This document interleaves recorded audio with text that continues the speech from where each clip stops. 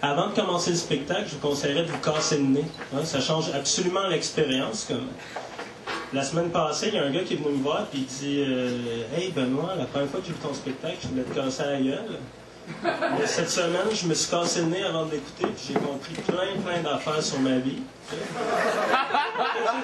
Ça m'a vraiment touché, tu sais, parce que dans le fond, c'est un peu pour ça qu'on fait ce métier-là, tu sais, c'est pour toucher les gens, tu sais. Fait que, je sais pas si ça vous est déjà arrivé d'utiliser des toilettes d'avion. Moi, ça m'est arrivé il y a à peine quelques jours. Ben, en fait, ça a commencé il y a une semaine. J'étais chez nous. Je dessinais des soleils en maple spread sur mes murs. Tout d'un coup, la police rentre, défonce la porte, le FBI, la CIA. Il y a quelqu'un qui a un calepin. Là, non? Benoît Rodrigue a affronté le FBI. Okay. Puis, fait que là, ils me disent Hey, Benoît, tu sais, t'es le fils illégitime chef du FBI. T'as des super pouvoirs. Ton père a été enlevé, le chef du FBI, a été enlevé par des terroristes en Sibérie, tu sais. Fait que là, je disais, hey, c'est cool, tu sais. Fait que là, on part pour la Sibérie, toi. On survole la Sibérie. Puis là, tout d'un coup, il y a des terroristes qui arrivent avec 2 jets de chaque côté, tu sais. Puis ils disent, on va conquérir le monde, vous nous empêchez pas de gagner, gang de malades, là. Ils nous pitchent des missiles, on plante en Sibérie, tu sais. Puis là, la dernière place de l'avion qui fonctionne, c'est les toilettes. C'est encore le seul endroit qui est chauffé. Fait qu'on est 15 dans les toilettes, tu sais. Ça fait 36 heures que je suis pogné comme ça. Puis le seul moyen que j'ai trouvé de pisser, parce qu'il y avait un gars avant de moi, puis les toilettes étaient en face de lui, c'est d'y ouvrir l'entrejambe, d'enlever mon soulier, de glisser mon pied, mon orteil dans l'eau. Pisser le long de la cuisse.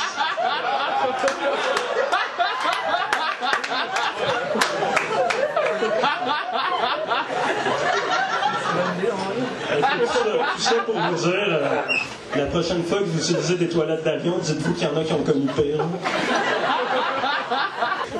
Je sais pas s'il y en a parmi vous qui faisaient des rêves des fois, puis aussitôt que le rêve commence, vous savez que ça allait être poche. Tu sais, comme moi, l'autre fois, je m'endors dans un rêve, tu sais, pour pas dire je me réveille dans un rêve. Puis je me rends compte que je suis la sœur volante. Là, je regarde, je suis même pas sur la planète Terre, je suis sur une autre planète.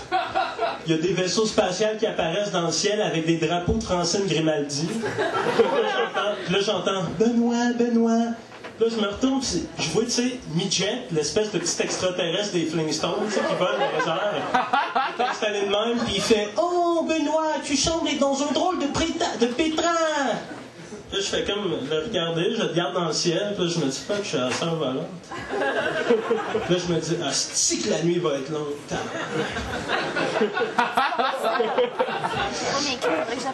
Finalement, je me réveille le lendemain matin, puis la première chose que je me dis, c'est que la nuit était longue, c'était poche en esti. J'enlève ma couverte, je pogne ma valise, parce que cette journée-là, je m'en allais en Arabie, tu sais, je pogne l'avion, atterri en Arabie, je me pars dans le désert, je trouve une lampe magique avec un génie. Puis là, il me dit Hey Benoît Rodrigue, t'as 3 souhaits. C'est que ça va être quoi? J'ai dit ben, premièrement, dans mon rêve, je suis devenu Francine Grimaldi à la fin, fait que je veux plus jamais rêver que je suis Francine Grimaldi.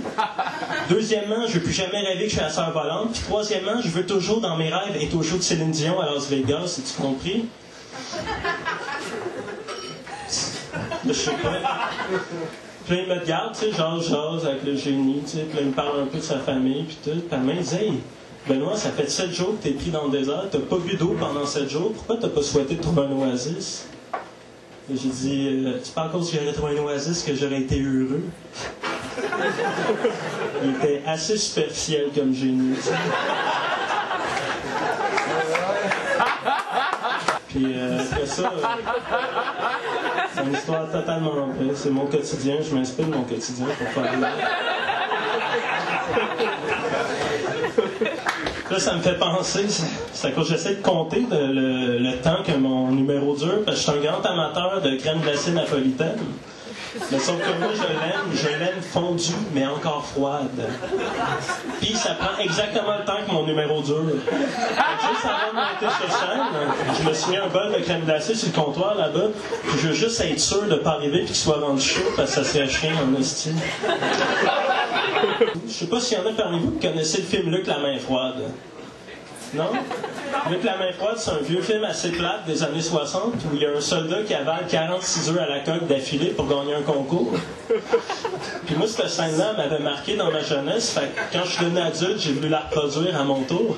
Mais je me disais, tu sais, il n'y a plus personne qui mange d'œufs à la coque aujourd'hui. Fait que j'ai voulu faire ça plus moderne. Je me suis pris des bonbons pétillants en poudre, puis je m'en suis mis dans les yeux.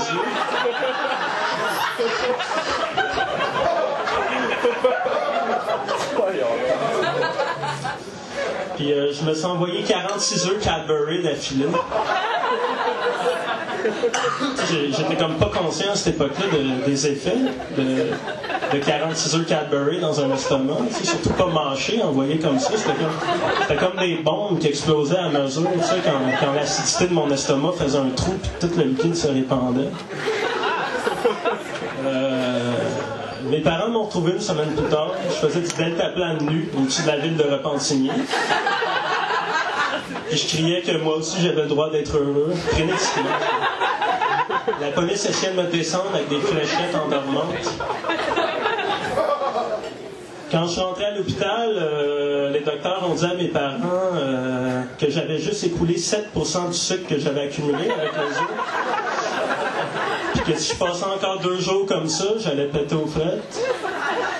L'autre fois, j'ai essayé de me partir dans une armée de robots assassins pour conquérir le monde. Ça marchait bien. Mon affaire, là, je m'étais fait... Même ma voisine, c'est une couturière. C'est ça qui est cool.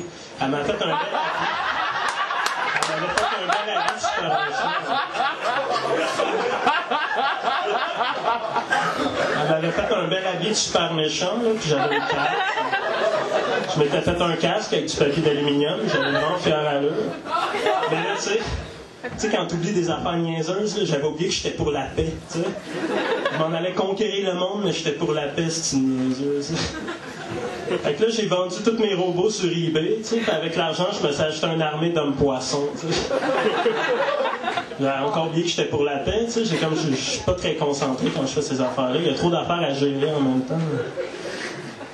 Fait que là, je vais voir les hommes-poissons, tu sais, puis je lui disais, hey, les hommes-poissons... Je suis pour la paix. Excusez-moi, je vais vous renvoyer chez vous.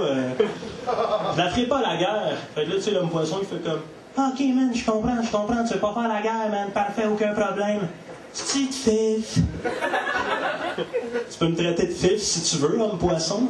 Mais je ferai pas la guerre, je suis pour la paix. C'est simple, moi, je la ferai pas la guerre. Voyons donc, s'ils sont mis à me pousser toute la gang d'hommes poissons, si à me traiter de tous les noms. Là, je pleurais. Puis quand les docteurs m'ont trouvé dans cet état-là, ils ont baissé ma médication. J'ai plus jamais revu d'homme-poisson. Beaucoup de hobbits, OK? Mais plus jamais d'homme-poisson. Mais les hobbits, c'est pas la même chose. C'est du bon monde, tu sais. Puis après ça, c'est une histoire totalement vraie. C'est mon quotidien. Je m'inspire de mon quotidien pour faire de l'art.